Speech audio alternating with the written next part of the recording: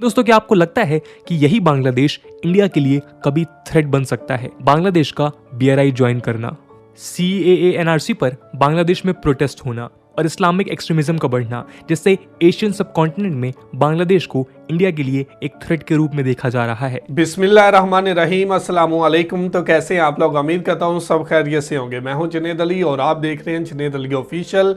आज बात करने वाले हैं इस Bangladesh a threat to India economy and security, India Bangladesh relation. हमेशा ये कहा जाता है कि बांग्लादेश इंडिया के लिए बहुत बड़ा थ्रेट है और बांग्लादेश के ताल्लुकात चाइना के साथ जिस तरह बढ़ रहे हैं, ये हिंदुस्तान और हिंदुस्तानी मीडिया के लिए बहुत बड़ी थ्रेट बनता जा रहा है बांग्लादेश। आज यही बात करने वाले हैं कि इंडियन मीडिया बांग्लादेश को क्यों थ्रेट समझता है, सिक्योरिटी के हवाले से और इकोनॉमी के हवाले से, और इंडिया बांग्लादेश के रिलेशन इस टाइम पे किस हद तक चल रहे हैं। आज भी देखें तो बांग्लादेश के ऊपर बहुत ज्यादा तनकीद की जाती है, इसकी मईशत को लेकर, इसकी डेवलपमेंट को लेकर, और हमेशा ही हिंदुस्तान ये चाहता है कि बांग्लादेश एक गुलामी की जिंदगी जिए और बांग्लादेश एक गुलाम बनकर रहे इंडिया का। लेकिन बांग्लादेश ने जब से आजादाना फैसले करने शुरू किए हैं, ये बांग्लादेश को अच्छा नहीं समझती और हिंदुस्तानी मीडिया को बहुत ज्यादा फिक्र रहती है कि कहीं बांग्लादेश चाइना के साथ डेवलपमेंट को आगे ना बढ़ा ले, कहीं हिंदुस्तान से आगे ना निकल जाए। आज बांग्लादेश के हवाले से इंडियन मीडिया क्या कह रहा है, आज इसी हवाले से वीडियो की तरफ बढ़ने से पहले आप दोस्तों से गुजारिश है, अगर आप चैनल पर नए हैं तो चैनल को सब्सक्राइब करें, साथ बने बेल आइकॉन को भी दबाएं ताकि आपको वीडियो का नोटिफिकेशन सबसे पहले मिलता रहे। चलें वीडियो स्टार्ट करते हैं जी, हैवी गो। दोस्तों, 3 दिसंबर 1971 को इंडिया ने एक वॉर ज्वाइन किया जिसने वर्ल्ड मैप को रीड्रॉ किया। ये 14 डे वॉर हिस्ट्री के शॉर्टेस्ट वॉर्स में से एक था। इंडियन आर्मी को फील्ड मार्शल सैम मानेकशॉ के कमांड के अंडर इंटरवीन करने को कहा गया और इंडियन आर्म्ड फोर्सेस के इसी ऑफेंसिव के चलते लगभग 93,000 प्रिजनर्स, 75 मिलियन लोगों को इंडिपेंडेंस मिली। 1971 के इसी फोर्टनाइट के बाद जन्म हुआ बांग्लादेश का। बांग्लादेश के इंडिपेंडेंस में एक अहम भूमिका निभाने के साथ साथ उसके साथ डिप्लोमेटिक टाई स्टैब्लिश करने वाला इंडिया वर्ल्ड का फर्स्ट नेशन था। दोस्तों, इंडिया और बांग्लादेश वर्ल्ड की 5th longest land boundary share करते हैं और तो और इंडिया अपनी लार्जेस्ट लैंड बाउंड्री बांग्लादेश के साथ ही शेयर करता है। इतना ही नहीं, ये दोनों कंट्रीज आपस में 54 रिवर्स भी शेयर करते हैं। इनके अलावा कोई और दूसरी कंट्रीज इतनी रिवर्स शेयर नहीं करती। Nobel laureate Rabindranath Tagore India और बांग्लादेश को जोड़ने वाली एक और अहम कड़ी है। इंडिया का नेशनल एंथम जन गण मन और बांग्लादेश का नेशनल एंथम अमर शोना बांग्ला दोनों रविंद्रनाथ टैगोर ने कंपोज किए हैं। दोस्तों, we could go on and on, लेकिन इंडिया और बांग्लादेश के ब्रदरली रिलेशंस को डिस्क्राइब करने के लिए ये फैक्ट्स काफ़ी हैं। लेकिन दोस्तों, क्या आपको लगता है कि यही बांग्लादेश इंडिया के लिए कभी थ्रेट बन सकता है? इंडिया की नेबरिंग कंट्रीज में चाइना के बढ़ते इन्फ्लुएंस के चलते क्या बांग्लादेश को इंडिया के अगेंस्ट यूज किया जा सकता है? और क्या बांग्लादेश भी चाइना की इन्वेस्टमेंट अपने यहाँ अलाउ करके नेक्स्ट श्रीलंका या नेपाल बन सकता है? जी हाँ, पिछले कुछ सालों में ऐसे कंटेंशियस इश्यू डेवलप हुए हैं, जैसे कि बांग्लादेश का BRI ज्वाइन करना, CAA NRC पर बांग्लादेश में प्रोटेस्ट होना और इस्लामिक एक्सट्रीमिज्म का बढ़ना, जिससे एशियन सबकॉन्टिनेंट में बांग्लादेश को इंडिया के लिए एक थ्रेट के रूप में देखा जा रहा है। आइए उन इश्यूज को हम डिटेल में डिस्कस करते हैं। नमस्कार दोस्तों, मेरा नाम है आदर्श और स्वागत है आपका स्टडी IQ में। दोस्तों, IMF प्रोजेक्शंस के अकॉर्डिंग 2020 के एंड में बांग्लादेश का पर कैपिटा GDP इंडिया को ओवरटेक कर गया था। बांग्लादेश की पर कैपिटा इनकम $2,227 है और आज इंडिया की पर कैपिटा इनकम $1,947 है, जिसका मतलब बांग्लादेश की पर कैपिटा इनकम $280 ज़्यादा है इंडिया से। फिस्कल ईयर 2020 से 2021 में बांग्लादेश की पर कैपिटा इनकम में 9% ग्रोथ रेट देखने को मिला। दोस्तों, सबसे सरप्राइजिंग बात यह है कि आज से कुछ 20 साल पहले तक बांग्लादेश इंडिया के कंपैरिजन में बहुत गरीब देश हुआ करता था। 1971 में फॉर्मेशन के बाद बांग्लादेश में एक जबरदस्त इकोनॉमिक क्रैश देखने को मिला। 1972 में उनकी GDP ग्रोथ -14% तक पहुंच गई थी। इसी के साथ 1974 में एक कैटास्ट्रॉफिक फैमिन ने लगभग बांग्लादेश के 1.5 मिलियन लोगों की जान ली। उसके बाद एक और इकोनॉमिक क्रैश में बांग्लादेश की GDP ग्रोथ -4% रही। लेकिन पिछले 10 से 15 सालों में ऐसा क्या हुआ कि आज उसकी इकॉनमी इंडिया को ओवरटेक करने के साथ साथ इंडिया के लिए पोटेंशियल खतरा भी बन सकती है?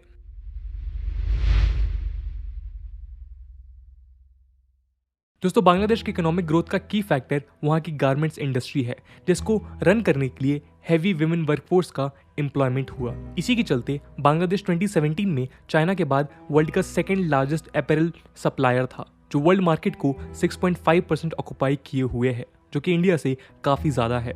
दोस्तों बांग्लादेश का जीडीपी ग्रोथ मोस्टली इंडस्ट्रियल और सर्विस सेक्टर पर डिपेंड रहा, जिसने काफ़ी जॉब अपॉर्चुनिटीज़ भी क्रिएट की।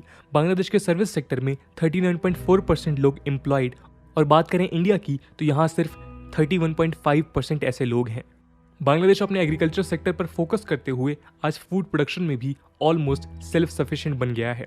2018 में 8.3 मिलियन टन, जो कि 41.57 मिलियन टन तक बढ़ाए जाने का टारगेट है। दोस्तों इस ग्रोथ का main credit Nobel prize winner Muhammad Yunus को भी जाता है, जिन्होंने बांग्लादेश में ग्रामीण बैंक को स्टैब्लिश करके एक माइक्रो फाइनेंस रिवॉल्यूशन को जन्म दिया। पुअर और फीमेल पॉपुलेशन को कोलेट्रल फ्री स्मॉल लोन्स दिए गए, जिसकी हेल्प से डेयरी, पोल्ट्री, फार्मिंग और हैंडीक्राफ्ट जैसे माइक्रो एंटरप्राइज डेवलप हुए। और तो और इन लोन्स का पेमेंट रेट 99% से भी ज़्यादा रहा। दोस्तों बांग्लादेश के इस सक्सेस का मेन क्रेडिट जाता है उन बेसिक डेमोग्राफिक फीचर्स को जिन पर बांग्लादेश ने बहुत फोकस किया, जैसे कि health care, sanitation, financial inclusion और विमेन पॉलिटिकल रिप्रेजेंटेशन। आइए इन डेमोग्राफिक स्टैटिक्स को देखें और कंपेयर करें इंडिया से। दोस्तों आपको जानकर हैरानी होगी कि कोविड पैंडेमिक के चलते जहां इंडिया की जीडीपी ग्रोथ प्रोजेक्शन -10% रहा, तो वहीं बांग्लादेश की प्रोजेक्शन +4% रही।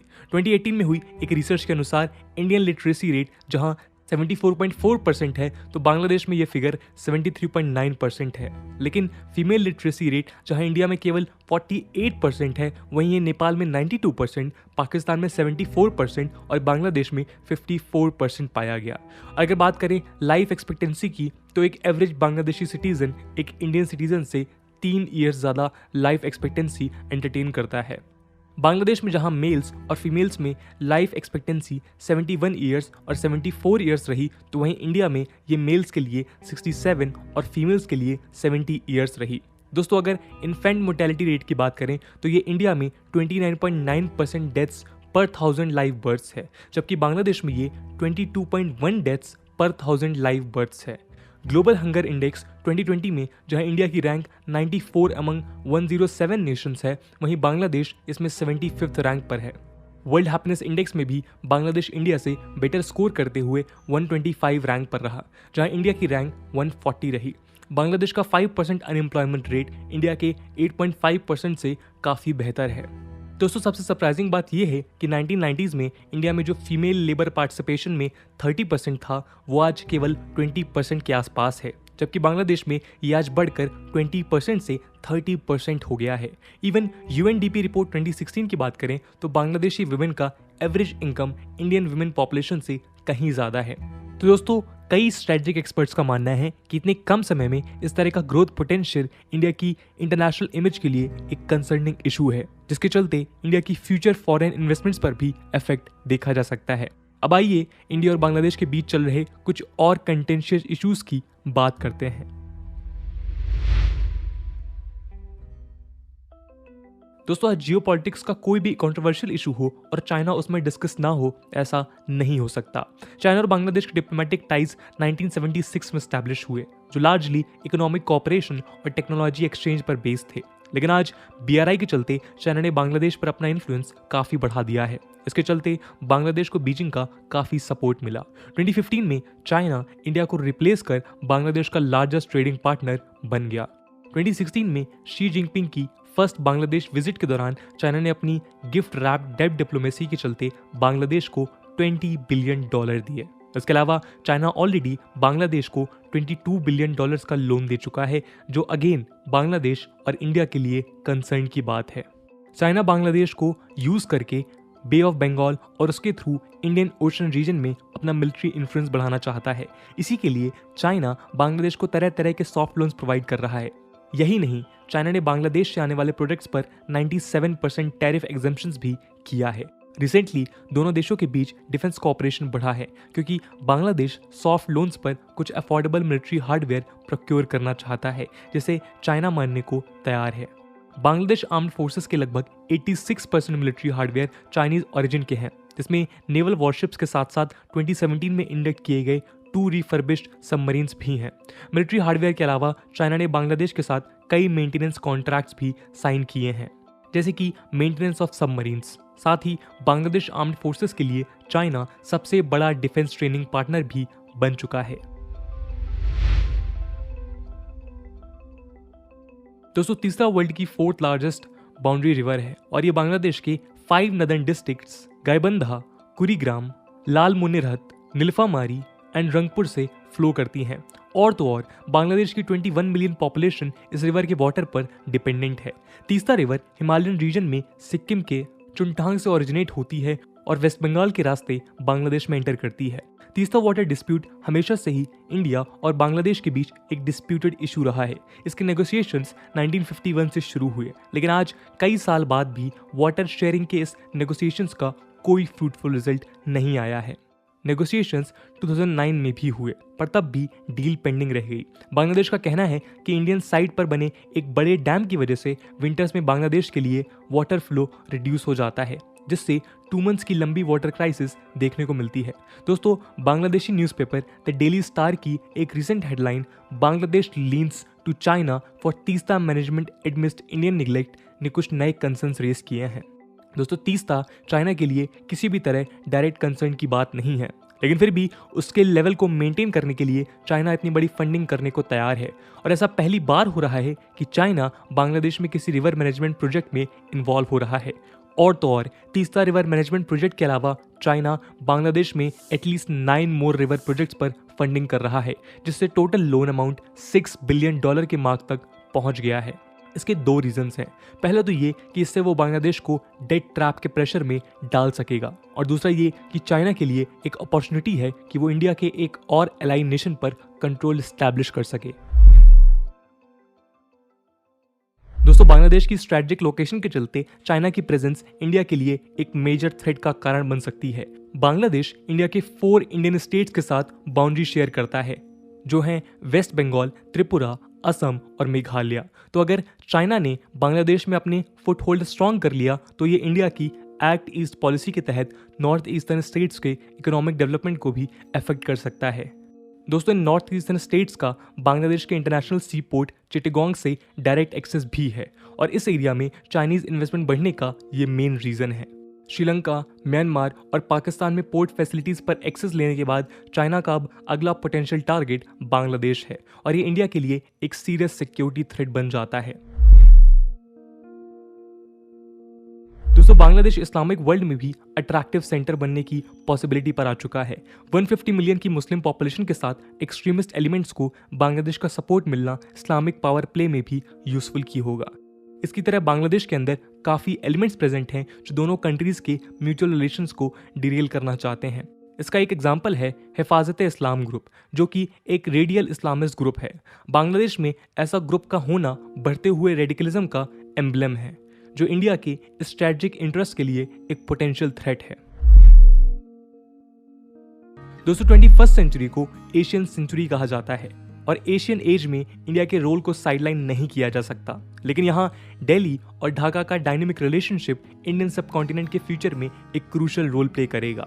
चाइना के बदलते इन्फ्लुएंस को निगेट करने के लिए इंडिया को चाहिए कि वो बांग्लादेश की आर्म्ड फोर्सेस को सपोर्ट करे और उनकी रिक्वायरमेंट्स को फुलफिल करे। इसका एक एग्जाम्पल बांग्लादेश और डीआरडीओ का धनुष आर्टिलरी गन प्रोडक्शन के ज्वाइंट वेंचर में मिलता है।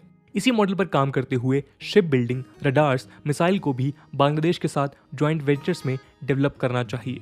ये न सिर्फ इंडिया के स्ट्रेटेजिक इंटरेस्ट सिक्योर करेगा, बल्कि इंडियन गवर्नमेंट के फ्लैगशिप प्रोग्राम आत्मनिर्भर भारत अभियान में भी हेल्पफुल होगा। साथ ही साथ इंडिया अपनी एक्सपर्टीज के थ्रू बांग्लादेश को मेंटेनेंस और सर्विस सपोर्ट भी प्रोवाइड कर सकता है। दोनों कंट्रीज के बीच ज्वाइंट मैरीटाइम डोमेन अवेयरनेस की कैपेसिटी को इन्हांस करने में म्यूचुअल कोऑपरेशन में भी वास्ट पोटेंशियल दिखता है।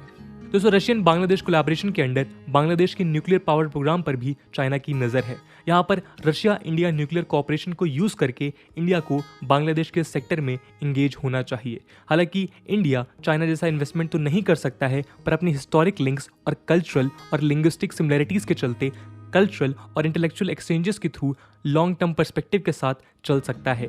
इससे चाइना जैसे देशों से शॉर्ट टर्म फाइनेंशियल गेन्स के लिए बनने वाले रिलेशनशिप्स को आउटवे किया जा सकेगा। और तो और बांग्लादेश और इंडिया के ट्रेड रिलेशंस बीजिंग के कंपैरिजन में कम लॉपसाइडेड हैं और ये ट्रेड डेफिसिट का डिफरेंस 11.1 बिलियन डॉलर का है।